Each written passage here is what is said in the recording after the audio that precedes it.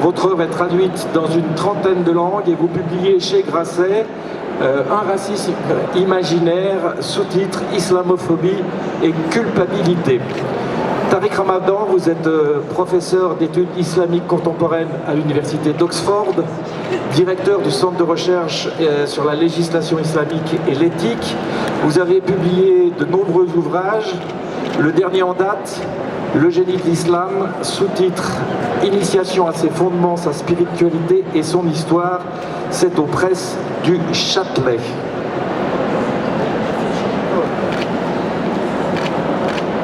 On va commencer avec vous, Pascal Bruckner. Dans votre livre,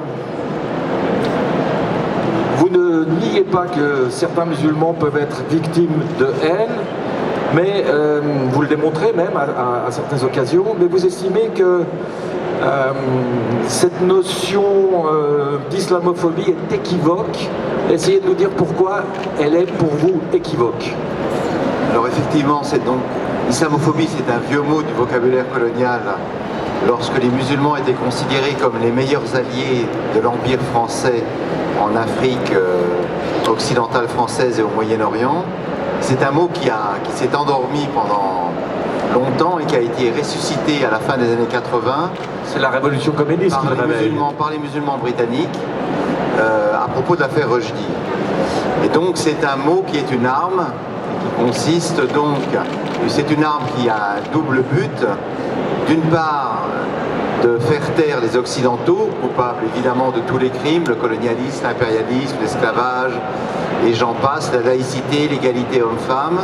Mais c'est surtout, me semble-t-il, une arme destinée à faire taire les réformateurs musulmans.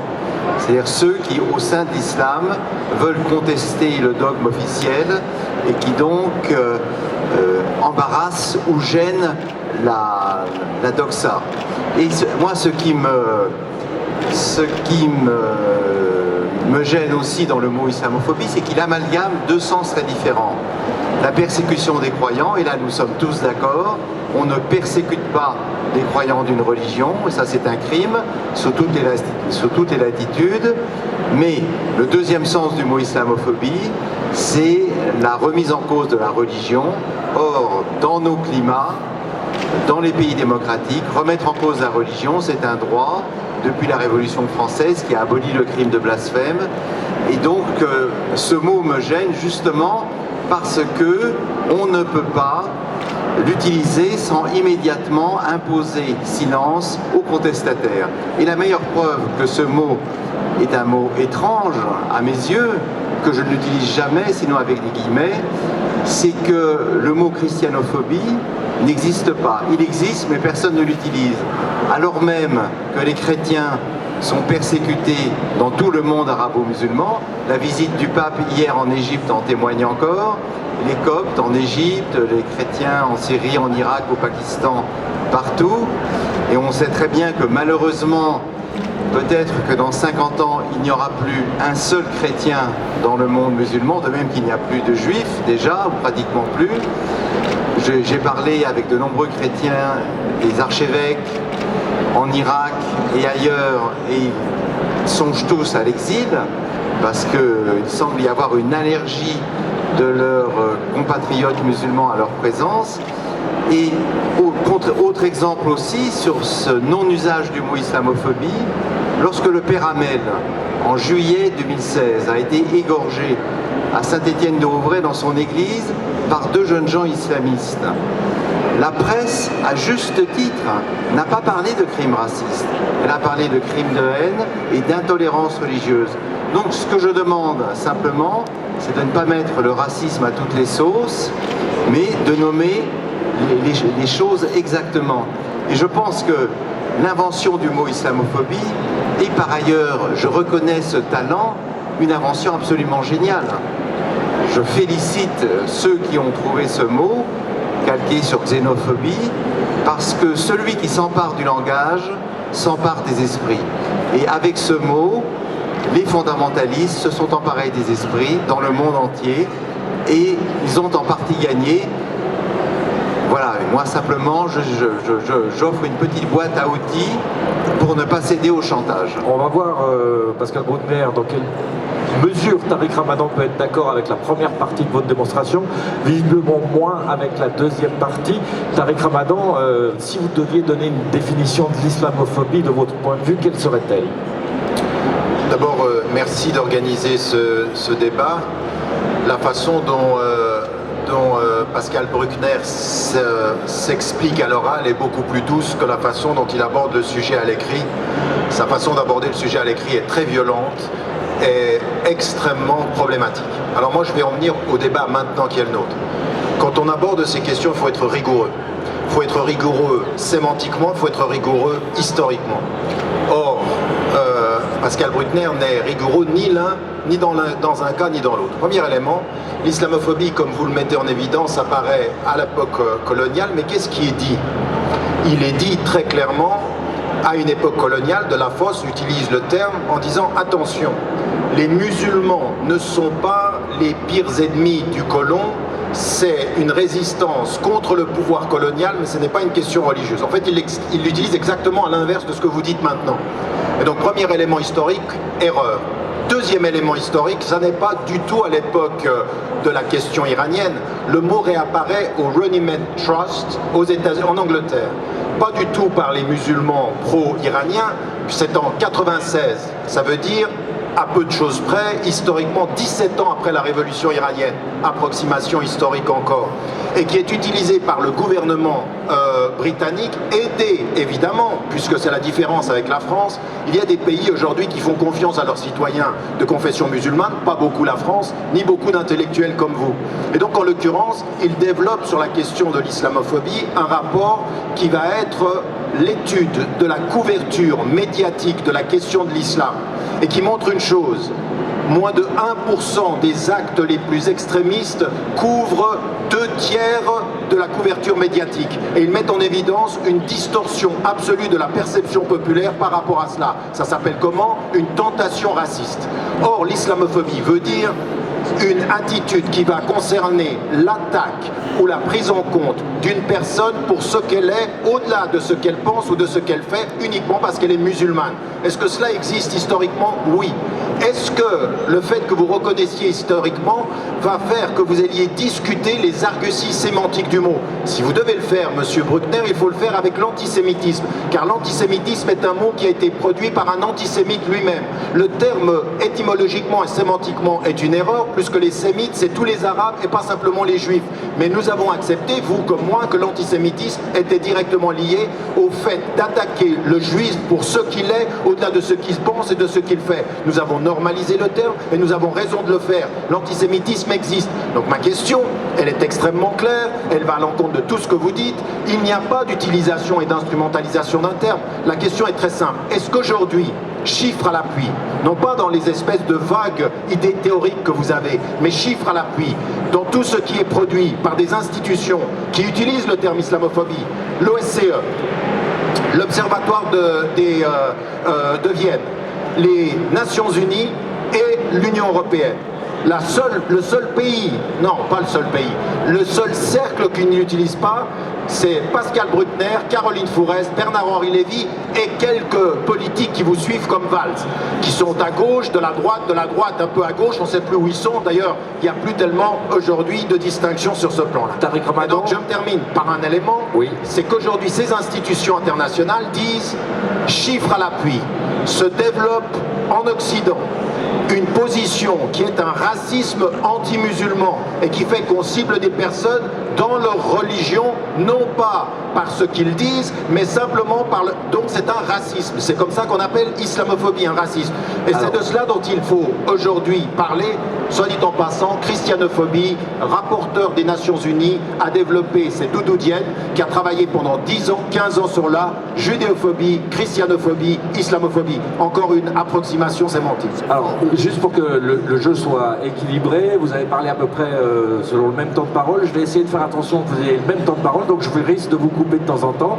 Et ne soyez pas trop long si on veut que le débat avance. Moi, je préfère qu'on découpe une idée en deux pour faire avancer le débat et que le public comprenne bien. Pascal Bruckner, j'imagine que vous souhaitez répondre. Alors Alors Tariq Ramadan, ne vous laissez pas emporter par l'esprit polémique. En général, je vous connais plus doux, mais je ne rentrerai pas dans ce jeu-là. Effectivement, parce que je crois que ça ne nous amènera à rien. Non, le mot islamophobie est contesté d'abord par des musulmans eux-mêmes. Peut-être que vous ne les aimez pas parce qu'ils ne sont pas d'accord avec vous.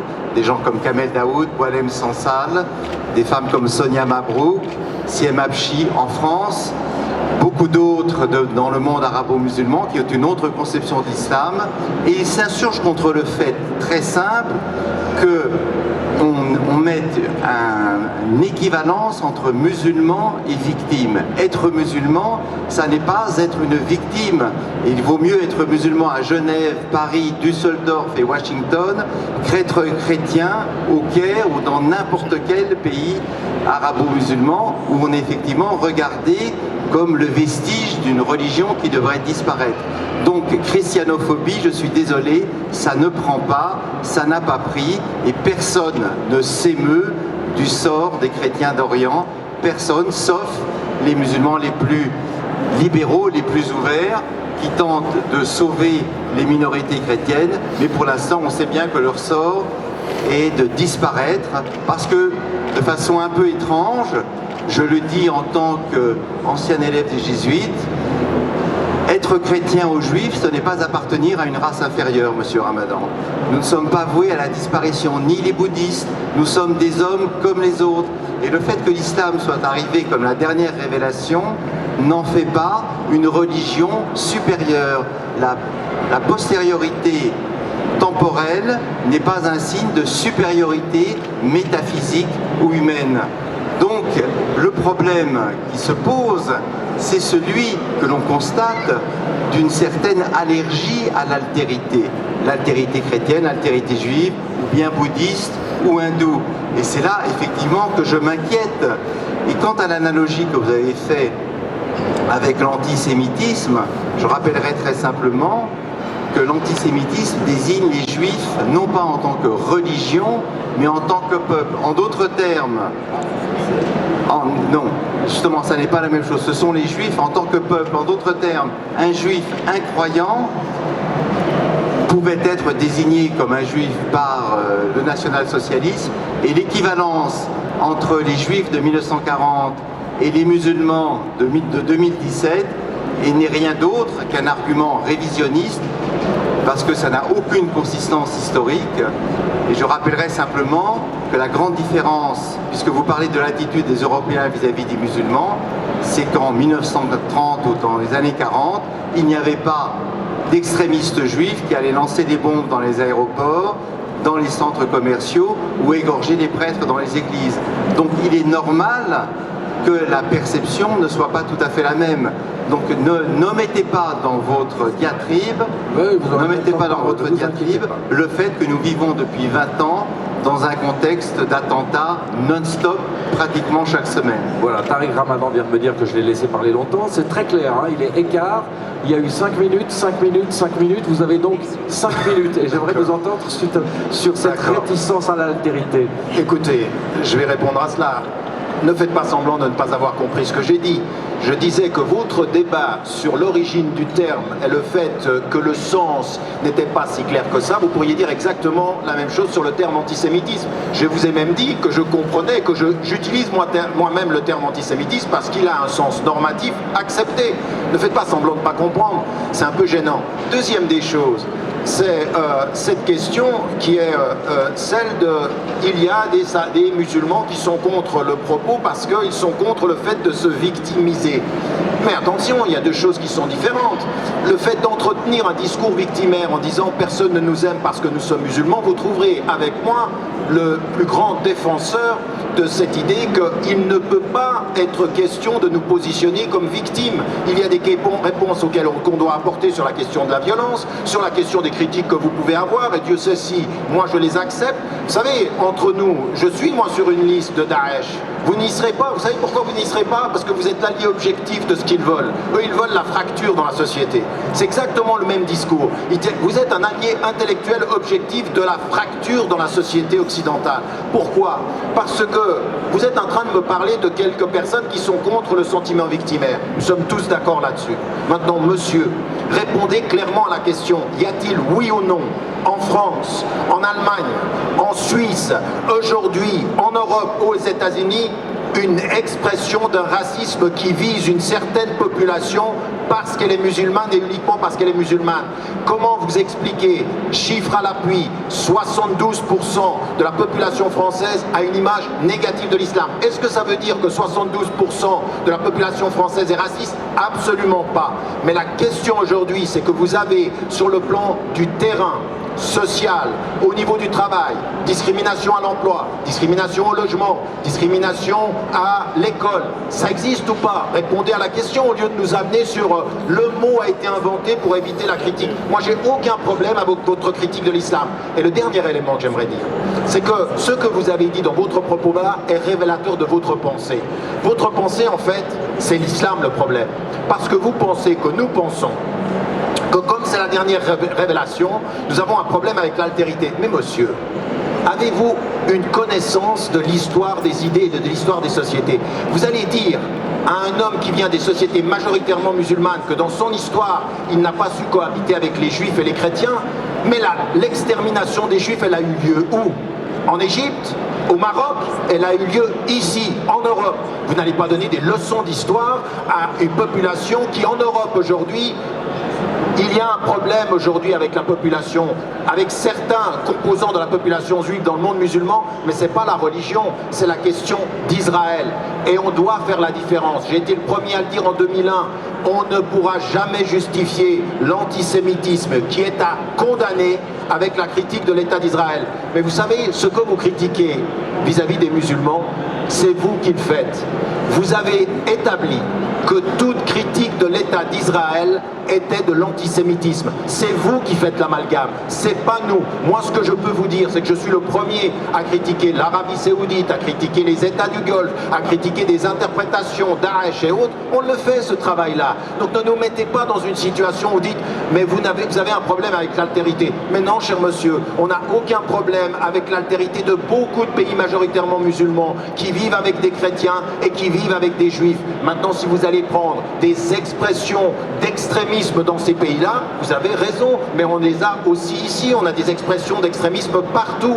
Aujourd'hui, vous avez des gens, quand je viens en France, ils ne veulent pas que ma parole soit entendue et ils ont envie que je n'entre pas. On veut exclure cette parole-là. Donc s'il vous plaît, ne simplifiez pas le débat, il est très profond, il est très dangereux. J'aimerais que les gens se rendent compte que derrière la douceur de votre propos, la conséquence, les conclusions de ce que vous dites, c'est très dangereux parce que vous donnez du grain à moudre en disant aujourd'hui, les musulmans ont un problème entre eux, nous n'avons pas de problème avec la présence musulmane. C'est pas vrai, vous en avez fait un problème, vous avez un vrai problème. Les seuls musulmans avec lesquels vous avez discuté, c'est les gens qui répètent ce que vous dites.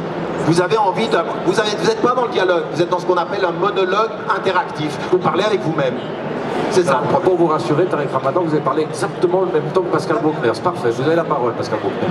Bon, alors, il me semble pourtant que nous sommes en train d'essayer de dialoguer, cher Tariq Ramadan, mais apparemment, vous me mettez dans tous les sacs possibles et imaginables.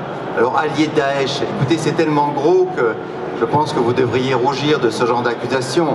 C'était bon ça à l'époque de l'Union soviétique quand on accusait l'autre de faire le jeu de l'impérialisme. Bon, sérieusement, on n'est pas au jardin d'enfants, essayons de garder au débat un certain niveau. Quant à l'altérité dont vous parlez, oui, c'est vrai que dans l'histoire des pays musulmans, il y a eu une certaine protection des juifs et des minorités chrétiennes, mais à quel prix?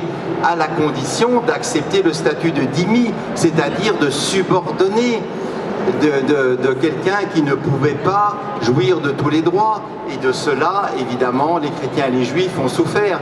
Aujourd'hui même, le christianisme est en train de disparaître des pays arabo-musulmans.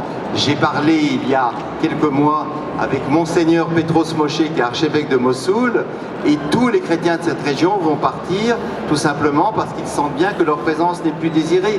Demandez aux Coptes d'Égypte qui viennent de subir 2 attentats de Daesh, quel est le sort qu'on leur réserve en Égypte.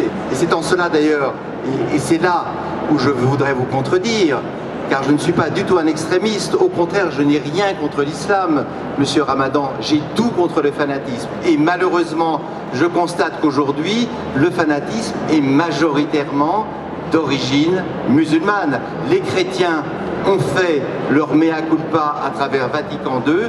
J'attends que l'islam fasse son mea culpa à travers une grande réunion collective et demande pardon pour les crimes qu'il a commis au cours de son histoire, comme le catholicisme l'a fait pour Vatican II. Je sais bien que c'est une demande illusoire, mais en tout cas, moi, je compare ce qui est comparable, 2 grandes religions, le christianisme et l'islam, 2 grandes religions impérialistes qui ont conquis par la violence et par la persuasion, et j'aimerais tout simplement que l'islam suive le cours du christianisme. Malheureusement, je n'y crois pas trop.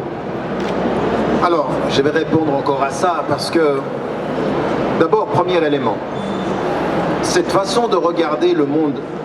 D'abord, on parle de l'islam et de l'islamophobie, on ne parle pas du monde arabo-musulman. S'il fallait uniquement restreindre aux pays arabo-musulmans, n'extrayez pas du monde arabo-musulman les chrétiens en disant que ce sont les seules victimes. Dans le monde arabo-musulman aujourd'hui, tous les peuples sont victimes. Je veux dire, pourquoi vous prenez les chrétiens ? Prenez tout le monde, c'est-à-dire les musulmans sont victimes de la dictature des Sisi, les Syriens, vous parlez de Mossoul, vous êtes allé parler uniquement à l'archevêque de Mossoul pour savoir qu'ils étaient persécutés, et tous les Syriens, 5 millions de Syriens dont la majorité sont de confession musulmane, sont en Turquie, partout ailleurs. Pourquoi faites-vous cette différence? Pourquoi aller regarder la religion en disant le christianisme disparaît? C'est tout un peuple qu'on est en train d'abattre, c'est tout un peuple qu'on est en train de maltraiter en Irak. C'est pour ça que vous êtes dangereux, c'est que vous exportez là-bas la différenciation religieuse en regardant les chrétiens. Vous savez ce que ça amène, ça? Ça amène de la Hongrie à la Grèce, à l'Italie, le fait de dire les réfugiés chrétiens, on les laisse entrer, les réfugiés musulmans. Et le pape vous a répondu, le pape a eu cet acte de courage fondateur en disant je vais accueillir des musulmans parce que le réfugié est réfugié, il n'a ni couleur, ni statut, ni religion, il a un état de dignité à respecter. Voilà la parole du pape que je respecte. Et ce que j'ai dit au Qatar, ce que j'ai dit au Moyen-Orient, et ce que j'ai répété au Maroc, honte aux musulmans, honte aux États, des États arabes qui n'accueillent pas les réfugiés comme ils devraient le faire. Donc vous voyez cette parole critique par rapport aux États, vous n'allez pas pouvoir faire la leçon.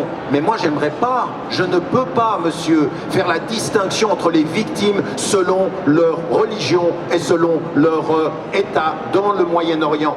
Et maintenant, si vous voulez parler des chrétiens et des juifs, allez en Afrique, allez en Asie, allez regarder où ils sont. Eh bien, ils vivent ensemble. Bien sûr qu'il y a des problèmes en Indonésie, et j'en ai fait la critique, mais il y a énormément de pays en Afrique. Allez au Sénégal, les familles vivent ensemble, les gens sont ensemble. Au Burkina Faso, en Côte d'Ivoire. Pourquoi vous prenez l'islam que les États qui vous intéressent, où il y aurait une dictature, et dans la dictature vous dites ah, les chrétiens là ils sont persécutés, tous les musulmans c'est normal au fond qu'un musulman soit sous la dictature parce qu'on s'y est habitué, parce que nos relations avec l'Arabie Saoudite et les États du Golfe font qu'on prendra leur argent, on les laissera soumettre leur peuple. Vous n'allez pas beaucoup parler des chrétiens qui peuvent être ailleurs dans le monde. Donc premier élément, c'est ça que j'aimerais mettre en évidence. Vous avez tout contre... pourquoi est-ce que je dis ça? Je vais m'arrêter là-dessus. Pourquoi est-ce que je dis l'allié objectif de Daesh? C'est pas un propos de gamin, c'est pas un propos d'école. C'est de dire que l'analyse que vous faites de la société française et de la société européenne. Dans cette fracture que vous exportez là-bas, c'est exactement ce que Daesh veut. Ils veulent aujourd'hui que les musulmans se sentent attaqués par le discours que vous tenez, et ils veulent que les gens, les Français ou les Européens pensent que l'islam est étranger à la réalité, en nous demandant systématiquement quand est-ce que vous allez faire votre mea culpa. Mais non, nous on est dans un processus de réforme continuée. Vatican II c'est pas mea culpa, Vatican II c'est relecture, reconsidération des choses. Donc ne transformez pas Vatican II en acte de repentance, ou alors j'ai rien compris à la théologie chrétienne. Donc c'est pas de ça dont il s'agit. Ce dont il s'agit, c'est une pensée continue. Et j'aimerais vous dire, bonne nouvelle, monsieur Bruckner, depuis 50 ans, les musulmans, en particulier ceux qui sont en Occident, ont fait un travail extraordinaire, à l'exception de ceux qui ont tué, dont tous les gouvernements européens vous disent, une infime minorité, 1, 2, 3, 4, 5 dans tous les pays européens. La majorité des Européens de confession musulmane n'ont pas réagi aux caricatures danoises, n'ont pas réagi aux provocations de Van Gogh, n'ont pas réagi à Charlie Hebdo. Ils les ont condamnés, ces quelques individus. Et vous prenez les quelques individus et vous dites tous les musulmans. C'est là où vous êtes dangereux. Daesh est heureux avec vous. Vous savez quoi, bonne nouvelle, vous ne serez jamais sur leur liste de personnes à éliminer. Vous faites exactement leur travail. Alors je vous donne tout de suite la parole, Pascal Bruckner. J'aimerais juste vous signaler qu'on parle depuis 27-28 minutes, que dans 10 minutes, 12 minutes, j'aimerais donner la parole au public qui a des questions à vous poser. Si on arrivait dans les 10-12 minutes qui viennent à trouver quelques points de convergence plutôt que des points de divergence, je serais très très content. Non, alors point de convergence, je crois que ça c'est perdu, mais j'accepte le défi. D'abord, sur l'immense majorité des musulmans, il y a eu en France le rapport de l'Institut Montaigne, qui a été présenté par M. El Karaoui, qui montre qu'effectivement 50% à peu près des musulmans, des Français musulmans, sont des citoyens comme les autres, mais qu'une petite minorité de 28 à 30% de la jeune génération ne veulent pas que les lois de la République soient supérieures à la charia. Ils voudraient vivre selon le rite musulman. C'est exactement ce que dit le rapport tel qu'il a été rapporté dans les différents journaux. Maintenant, sur les caricatures de Mahomet, puisque j'y avais pas pensé, mais vous les amenez. Moi, je suis quand même étonné qu'il y ait toujours 2 poids 2 mesures en faveur de l'islam. 3 exemples, 4 exemples. Sur le christianisme, Charlie Hebdo, les couvertures de Charlie Hebdo, c'est 4% sur l'islam, c'est 4% à révéler le journal Le Monde de la totalité des couvertures. Je vais prendre quelques images. Il y a 10 ans, Jésus-Christ sur sa croix, il a perdu un clou, il crie « Vite un clou, je glisse ». Les gens en dessous, pas de chance, grève à Bricorama, faudra attendre. Est-ce que les chrétiens ont protesté? Non. Deuxième chose, Moïse dans son bain. Bain moussant, il a perdu son savon, il ouvre les eaux du bain, comme il a ouvert les eaux de la mer Rouge, il retrouve son savon tout heureux. 3e caricature, Sœur Emmanuel, donc, qui s'occupait des chiffonniers du Caire, à 4 pattes, sodomisé par Benoît XVI il y a quelques années. Est-ce qu'on a envoyé des commandos de jeunes catholiques égorger les gens de Charlie Hebdo? Non. Et dernier exemple, la semaine dernière, on voit François Fillon portant sa croix, après son échec au premier tour des élections, et Légende rend la croix. Est-ce que dans tous ces cas, des chrétiens ou des juifs sont allés exécuter les dessinateurs de Charlie Hebdo? Non. Est-ce qu'on a eu des manifestations monstres? Non. Et si vous voulez, c'est là où franchement on a le droit en Europe de se moquer de Jésus, du pape, de Moïse, du Dalai Lama, mais dès lors qu'on touche à un poil du prophète, on est un raciste et on mérite la mort. Et la meilleure preuve, c'est que les censeurs ont gagné. Plus personne aujourd'hui dans le monde ne publiera une caricature du prophète. Je sais que vous avez traité les dessinateurs de Charlie Hebdo de lâches et que vous avez dit, monsieur Ramadan, que vous n'étiez ni Charlie ni Paris, ce qui veut dire que vous êtes vous-même du côté des terroristes, car si vous n'êtes pas solidaire avec les victimes, c'est que vous êtes avec les bourreaux. Ouais, effectivement, pour la convergence, c'est raté. Hein. Et pour la convergence, c'est raté, et je vous renvoie effectivement à votre assimilation à Daesh, que les loups se mangent entre eux, je n'y peux rien, c'est la règle dans toutes les guerres. Tariq Ramadan. Au-delà du fait qu'on n'est pas dans l'humour, mais qu'on est dans un propos un peu à la limite de l'insulte, permettez-moi de vous répondre. C'est vous qui avez commencé. Ah, mais vous savez, la sagesse, c'est de répondre avec élégance à l'insulte quand on la sent, et je vais vous répondre avec élégance. Moi, je vais répondre avec Vous avez élégance. été très sages tous les deux jusqu'à maintenant, on va le laisser répondre. et puis Ma je vous réponse redonnerai la avec parole. élégance, monsieur, c'est la chose suivante. Première des choses, sur ce que vous venez de dire. Alors je vais commencer par la fin. Vous dites, j'ai dit que je n'étais pas Charlie, et j'ai dit que je n'étais pas Paris. Alors effectivement, j'ai dit et répété que je n'étais pas cet humour-là, et que j'avais un vrai problème, parce que Charlie Hebdo a viré vers la provocation systématique. Le problème du décompte du Monde sur les 4%, c'est que ça ne touche pas l'ensemble de la couverture, ni le type de rapport à une population en France. Et je vais vous donner un exemple. Pourquoi est-ce que j'ai dit que je n'étais pas Charlie, et pourquoi j'ai dit c'est un humour Harakiri avant Charlie Hebdo s'attaquait au pouvoir, s'attaquait aux puissants. Et là, tout à coup, ils ont changé de mode à période régulière, chaque 6 mois, dans des situations financières. Parce que moi, je leur ai dit, moi j'ai dit, il ne faut ni attaquer Charlie Hebdo en justice, ni répondre. Depuis Salman Rushdie, où je me suis opposé à la condamnation à mort, je me suis opposé, vous avez oublié, mais j'ai pris une position directe contre la fatwa. J'ai dit c'est une fatwa politique, c'est pas religieux. Deuxième des choses, dans les caricatures danoises, j'ai dit aux musulmans danois, prenez une distance intellectuelle, on vous provoque, souriez, éloignez-vous, ne réagissez pas. C'est beau ça, c'est élégant, non? Donc en l'occurrence, voilà ma position. Elle a toujours été la même. Ni procès, ni attaque, prise de distance, on aime, on n'aime pas, on prend des distances. Ça c'est le premier élément. Pourquoi est-ce que j'ai dit que je n'étais pas Charlie? Pourquoi je les ai interpellés? J'ai dit, mais si votre affaire, elle n'est pas uniquement financière, vous savez ce que vous pouvez faire comme geste élégant? Prenez tout l'argent que vous allez faire sur la controverse autour des caricatures et vous les envoyez pour une cause solidaire en Afrique. Pour qu'on ait vraiment l'impression que c'est pas financier ce que vous faites. Parce que vous êtes dans une telle situation financière que vos controverses là, ça sentait pas bon. Ils n'ont jamais donné l'argent. Mais pourquoi j'ai dit que je n'étais pas Charlie non plus? Parce que un journal dont vous parlez juste de la caricature sur les chrétiens ou sur les juifs, pourquoi ne dites-vous pas que ce même journal qui, au nom de la liberté d'expression, a présenté ceci 2 semaines avant la controverse, mais renvoie Ciné, qui a la mauvaise idée de faire une plaisanterie sur le fils de Sarkozy qui serait juif et qui réussirait dans la vie. 2 semaines il a tenu. Donc la liberté d'expression a insulté une religion. Vas-y, mais pas le fils de Sarkozy qui est de tradition juive. Quelle est la liberté d'expression, ça? Ça c'est le premier élément, c'est pour ça que je ne suis pas Charlie. Je n'aime pas l'humour sélectif. On rit de tout, on fait attention à tout. Deuxième des choses, pourquoi j'ai dit que je n'étais pas Paris? Regardez comment vous avez tordu mon propos. Mais ça, c'est c'est assez courant entre Caroline Fourès, Bernard-Henri Lévy et vous. Vous êtes des habitués du tordre le propos.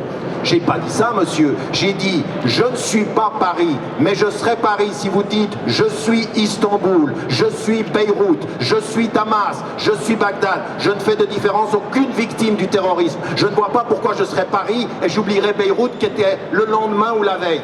C'est ça que j'ai dit. Pourquoi vous changez le propos en me laissant entendre, je suis du côté des terroristes? Non, je suis tellement contre les terroristes que je suis contre les terroristes partout, pas simplement quand ils touchent les miens, quand ils touchent tout le monde. C'est ça la position. Dernier élément sur ce que vous avez dit au départ de votre propos par rapport à... je me souviens plus du début du propos, je m'arrête là. Alors, le temps passe à toute vitesse. Je vous suggère d'avoir encore un échange, Pascal Bruckner, puis Tariq Ramadan, comme ça vous aurez parlé selon le même temps de parole. On ne pourra rien me reprocher. Ensuite, de quoi on va vers la salle. Pascal Bruckner, c'est à vous. J'avais préparé 15 questions, moi. Hein. Oh là là, naïf. Alors moi, je constate je dois dire avec désolation, que Tariq Ramadan continue à attaquer Charlie Hebdo alors même que 12 dessinateurs ont été liquidés et qu'il continue à faire des victimes, des bourreaux ou des salauds. Non, attendez. Là, je ne vais pas laisser passer ça. Non, mais là, je trouve ça infâme. Vous dites clairement, et vous entendez devant tout le monde ici, ma condamnation immédiate, ferme et répétée de ces attentats partout. C'est-à-dire que j'ai pris c'est Charlie. Moi, Charlie Hebdo, j'ai condamné et pris une position claire. J'ai condamné les attentats un par un. Mais je vous dis et je vous répète que ma condamnation, elle n'est pas sélective. Elle est de toutes les situations. Je condamne les attentats terroristes quand ils se passent partout dans le monde. Et quand vous dites tout à l'heure, parce que c'était un point qui est passé comme ceci, il n'y a que des terroristes qui seraient aujourd'hui des extrémistes musulmans, n'oubliez pas, cher monsieur, qu'aux États-Unis, comme il s'est passé aussi en Indonésie, vous avez eu des extrémistes chrétiens. N'oubliez pas, cher monsieur, que vous avez eu des extrémistes juifs qui ont tué ceux qui ont brûlé un enfant vif, ça s'appelle un extrémiste juif. Et il faut le dire, arrêtez de nous dire qu'on va regarder le nombre qui fait la différence. Dès qu'il y en a un, soyez avec moi dans la condamnation. Est-ce que je suis clair, monsieur? La condamnation est claire. Ne commencez pas à jouer avec le fait que je n'ai pas été clair dans la condamnation. Alors, tout n'est pas dans tout. Vous venez de perdre le dernier mot d'une certaine manière, puisque je suis obligé de redonner la parole à Pascal Bruckner. Alors d'abord, tout n'est pas dans tout, on ne s'engage avec personne quand on s'engage avec tous. Moi, je condamne les actes très précisément. Maintenant, puisque c'est la fin, c'est ça? On va prendre les questions du public, donc vous pourrez encore argumenter. Tariq Ramadan, je pense que votre problème à vous, c'est que vous auriez pu devenir le Luther de l'islam. Vous vivez en Suisse, vous auriez pu être le grand réformateur dont l'islam européen a besoin pour engager un dialogue justement avec le monde occidental et avec les extrémistes du monde musulman. Luther était un radical. Laissez-le finir, je vous donne 2 minutes de parole après. Mais qui a eu quand même une action extrêmement modernisatrice. Je constate que malheureusement vous ne l'êtes pas, et il me semble que votre difficulté à vous, c'est que vous êtes au milieu du guet. C'est-à-dire que d'un côté, vous sympathisez avec un certain fondamentalisme musulman et vous n'avez pas le courage intellectuel d'aller au-delà. Vous n'avez jamais condamné par exemple la lapidation. Je me souviens de votre débat. Ah ben oui, je suis désolé, mais ça c'est important. C'est-à-dire que vous restez vous avez rien dit, en fait. terriblement... Vous lisez rien en fait. Ben si, je lis pas mal. Vous êtes resté sur 3 minutes de discussion avec Sarkozy. Soyons polis, on laisse finir. Vous n'avez rien lu. Vous n'avez rien lu. Mais si vous parlez les deux en même temps, personne ne comprend rien, donc l'un après l'autre, s'il vous plaît. Et donc Tariq Ramadan, l'un après l'autre, Tariq Ramadan. je lis, vous aussi il faut lire. Vous n'avez pas sinon on ne comprend rien. Donc Tariq Ramadan, je vous exhorte, essayez d'être enfin moderne et réformateur et cessez de rester entre les deux, entre les extrémistes et un discours apparemment moderne, mais qui est en fait un discours purement défensif. Et je regrette qu'un esprit de votre taille, car vous êtes le seul capable en Europe de le faire, qu'un esprit reste malheureusement arc-bouté sur des positions archaïques et que je juge, moi, totalement rétrogrades et victimaires. Alors, je cherche le mot. Pour que le temps de parole soit identique, vous avez 2 minutes, Tariq Luther, si j'ose dire. Je devrais être flatté d'être considéré par Bruckner comme le seul en Europe. Vous devez bien les connaître tous en Europe pour pouvoir dire que je le suis le seul. Je vais vous dire une chose. Ce pourquoi aujourd'hui je pose un problème à la France, c'est parce que je suis juste l'arbre qui cache la forêt. Vous avez aujourd'hui des générations de jeunes femmes et de jeunes hommes qui tous, par rapport à votre discours, prendraient des distances. Ils ne sont pas du tout victimes. Ils savent qu'il y a un nouveau racisme qui s'est installé, mais ils ne réagissent pas comme des victimes. Vous savez, en sociologie élémentaire, il y a la différence entre identifier des victimes et nourrir un sentiment victimaire. Identifier des victimes du racisme, ça existe. Contre les Noirs, comme ici dans notre pays, contre les Espagnols, les Italiens, les Turcs, les Portugais, ça a existé. Le discours victimaire, c'est d'entretenir ceci en disant on n'est pas aimé, Non. Moi, ça fait 30 ans que sur le terrain, je dis exactement le contraire de ça. Justement pas la victime. Debout, citoyen, libre, pensant notre présence et apportant quelque chose à la société. Eh bien, aujourd'hui, je peux vous dire une chose, que dans toute l'Europe, au-delà de ma personne, il y a des dizaines de leaders locaux, mais ils ne vont pas dans votre sens. Ils ne sont pas entendus. Vous entendez Daoud, vous entendez ceux qui, il faut conclure, dans l'islam, aujourd'hui, vont vous dire, vous savez, l'islam, le problème, c'est que c'est sexiste. De fait, l'islam a fait des mâles frustrés. Vous êtes content avec ça, vous? Il a dit Kamal Daoud, et puis ça sonne bien, c'est Kamal qui l'a dit. Donc, en l'occurrence, Ben voilà. Ben voilà.